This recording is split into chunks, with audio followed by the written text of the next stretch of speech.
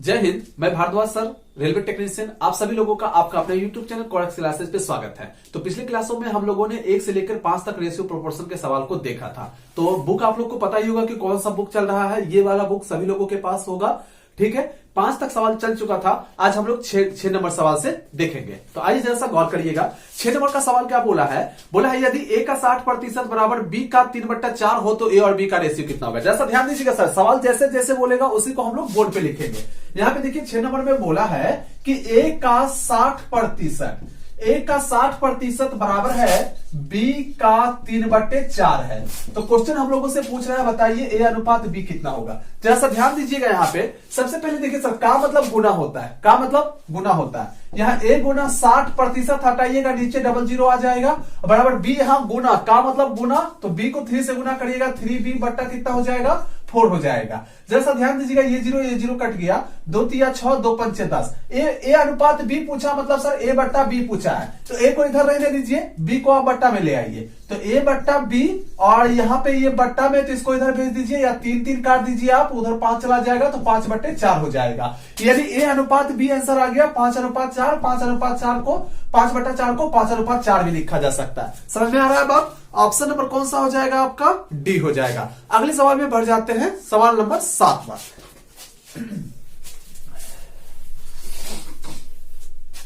7वां number का सवाल सुनिएगा। सवाल है कि a बराबर b का 4/5, b बराबर c का 5/2। बोला a अनुपात c कितना होगा। जैसा ध्यान दीजिएगा, यहाँ पे 7 नंबर का सवाल है। a बराबर दिया हम लोग को b का मतलब गुना होता है सर, 4/5 है यहाँ पर।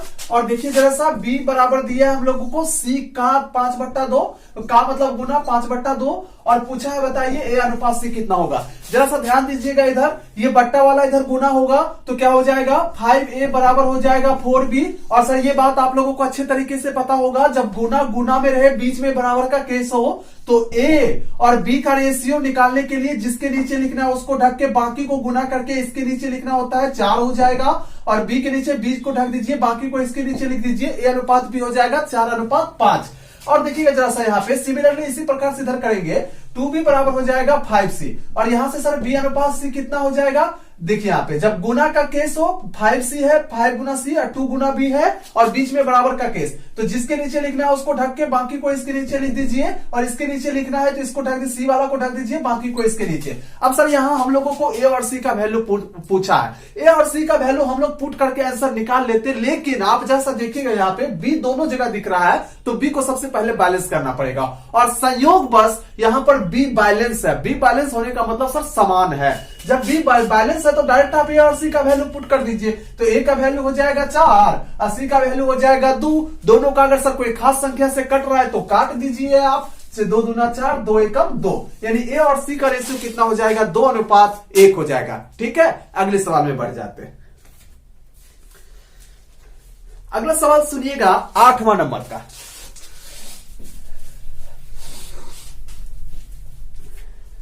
8वां नंबर का सवाल सुनिए, क्या बोला हम लोगों को। बोला x अनुपात बराबर है 12:5 तथा बोला है x अनुपात y बराबर दिया है 21:16। बोला है x अनुपात z कितना होगा। जैसा ध्यान दीजिएगा, ये 8वां नंबर के सवाल में बोला है x अनुपात y दिया है 12:5 दिया है, और देखिए z अनुपात y दिया है हम लोग को 21:16 दिया है। बोला है बताइए x अनुपात z कितना होगा। सर हम लोग x अनुपात रेशियो में दिया है, रेशियो में पूछा है, डायरेक्ट एक्स वाई का वैल्यू पुट करके हम लोग आंसर निकाल लेते हैं। लेकिन उससे पहले आप यहाँ पे देखिए, जो दोनों जगह दिख रहा है उसको हम लोग बैलेंस करेंगे।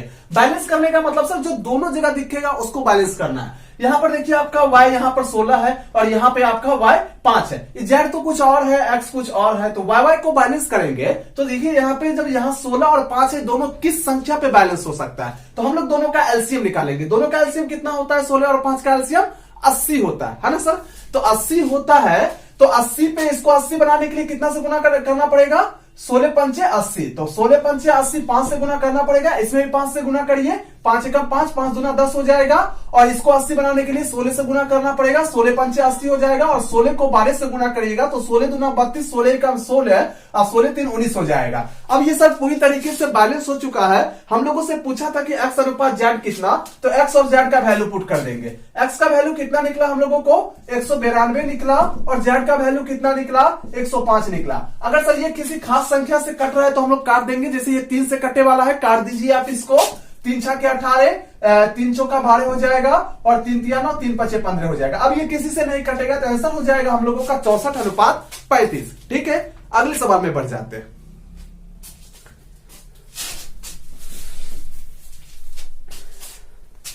बोला है यदि 2a बराबर 3b और 4b बराबर 5c, बोला a अनुपात c कितना होगा। जैसा गौर फरमाइएगा, 9 नंबर सवाल में बोला है सर हम लोगों को 2a बराबर 3b, और देखिए जैसा आगे दिया हम लोगों को 4b बराबर 5c, पूछा है बताइए a अनुपात c कितना होगा।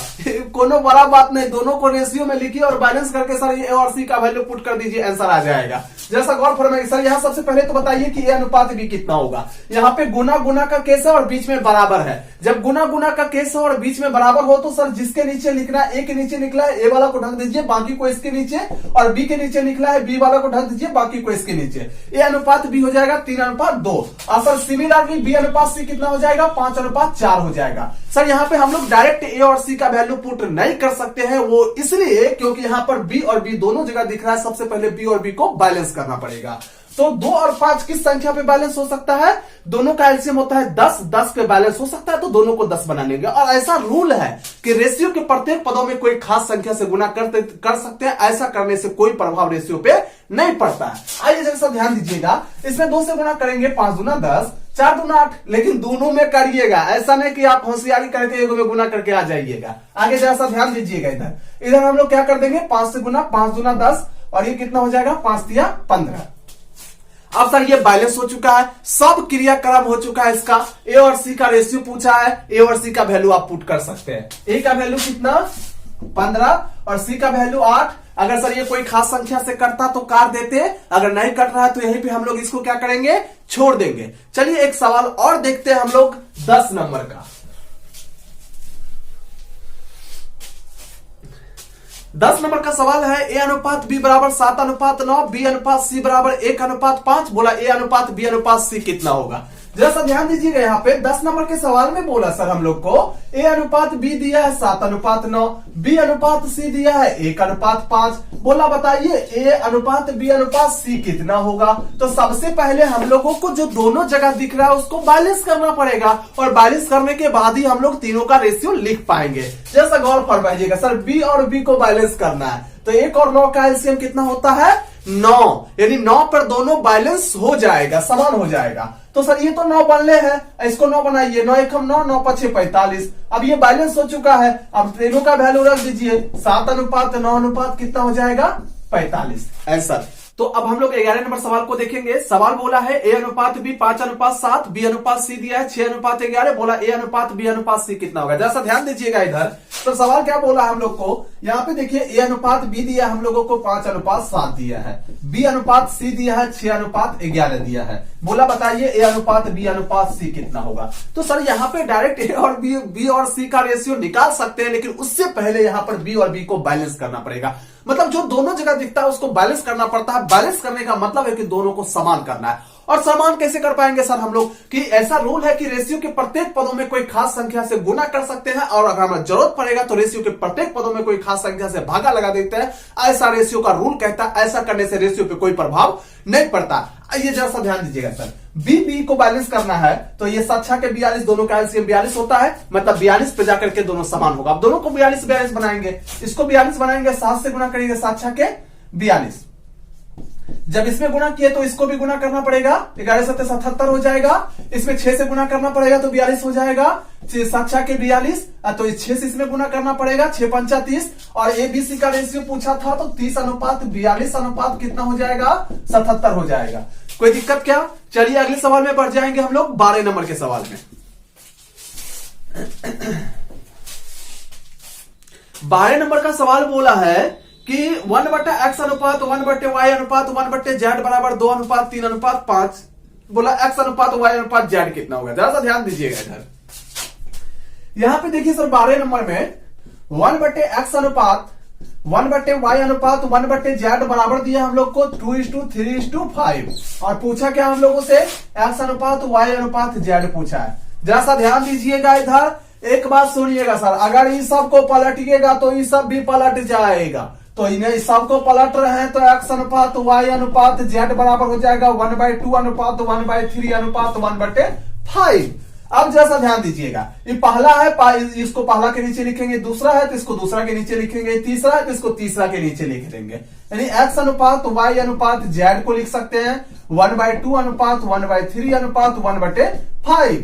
अब सर ये बट्टा में दिख रहा है, x अनुपात y अनुपात z निकल चुका है, लेकिन ऑप्शन में सीधा करके दिया है। तो बट्टा वाले रेशियो को हम लोग सीधा कैसे करते हैं, तो नीचे वाला का एलसीएम लेंगे, नीचे वाला का एलसीएम 15 2 3 5 का एलसीएम कितना हो जाएगा 30 हो जाएगा, है ना सर।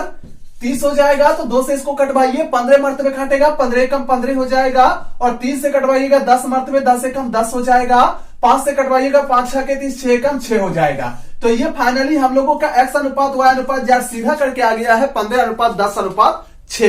किसी को कोई परेशानी होगा तो कमेंट में जाके लिखिएगा, ताकि उन गलतियों को हम दोबारा ना करें और आप लोगों को अच्छे से समझा पाए। ठीक है, अगले सवाल में बढ़ जाते हैं।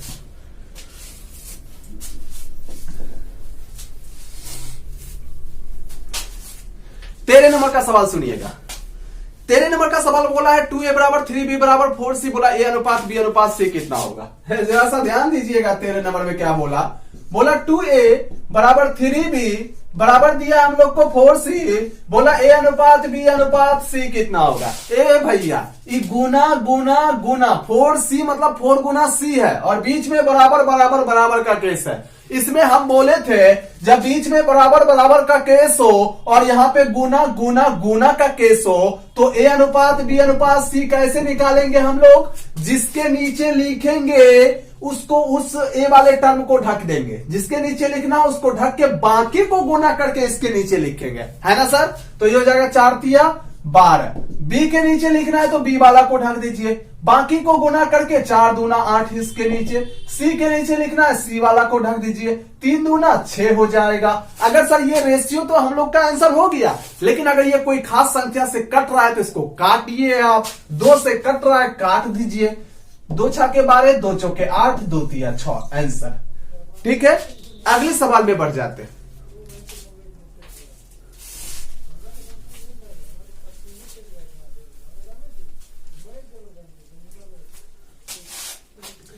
अगला 14 नंबर का सवाल सुनिएगा, a/3 बराबर b/4 बराबर c/5, बोला a अनुपात b अनुपात c कितना होगा। ए भैया जरा सा ध्यान दीजिएगा इधर, 14 नंबर का सवाल कितना आसान पूछा देखिएगा, a/3 बराबर b/4 बराबर c/5, अब बोला a अनुपात b अनुपात c बताइए। हम बोले थे थ्योरी में कि जाके वहां देख लीजिए, अगर नहीं देखे हैं तो थ्योरी में बोले थे अगर बट्टा बट्टा बट्टा अब बीच में बराबर बराबर का केस हो तो a अनुपात b अनुपात c कैसे निकालेंगे, ये बात बताए थे, वहां पर बताए थे कि सर अगर बट्टा बट्टा बट्टा बीच में बराबर बराबर का केस हो तो जिसके नीचे लिखना है उसके नीचे वाला को ज्यों का त्यों लिख दीजिए, 3 अनुपात 4 अनुपात 5 आंसर हो जाएगा। यानी सर अगर बीच में बट्टा बट्टा बट्टा हो और बराबर का केस तो नीचे वाले को ज्यों का त्यों लिख देंगे, रेशियो निकल जाएगा। लेकिन अगर गुना गुना गुना और बीच में बराबर का केस हो तो जिसके नीचे लिखना उसको ढक के बाकी को गुना करके इसके नीचे लिखते हैं। सब बात पता है आप लोगों को। अगले सवाल में बढ़ जाते हैं।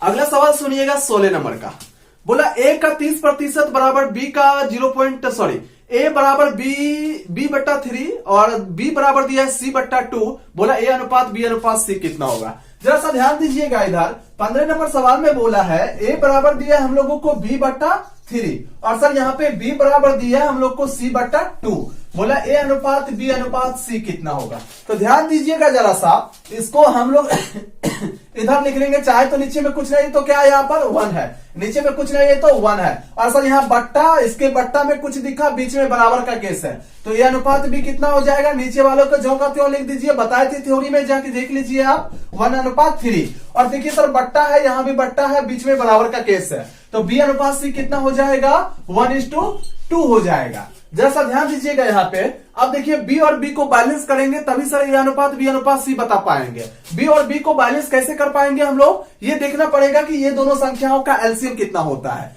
दोनों का एलसीएम 1 और 3 का एलसीएम होता है 3, यानी 3 पे दोनों बैलेंस हो जाएगा, समान हो सकता है। यही तो बेचारा 3 है, ये है, इसको 3 खाली बनाइए, इसको 3 बनाने के लिए 3 से गुना करना पड़ेगा, तो एक में तो कर नहीं सकते हैं आप। अगर 3 से गुना कर रहे हैं, दोनों में करिए तो रेशियो पे कोई प्रभाव नहीं पड़ेगा।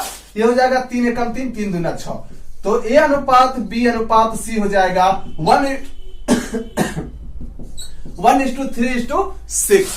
हम ये आशा करते हैं कि ये सारा सवाल आप लोगों को 100% समझ में आया होगा। फिर भी हमसे अगर कोई त्रुटि रह गया है तो आप लोग हमें कमेंट में लिख करके बता सकते हैं, ताकि वो गलती हम दोबारा ना करें। तो अगर ये वीडियो आप लोग को अच्छा लगा है तो ये वीडियो को ज्यादा से ज्यादा लोगों तक शेयर करिए, ताकि उन लोगों का भी लाभ हो पाए। तब तक के लिए जय हिंद, जय भारत।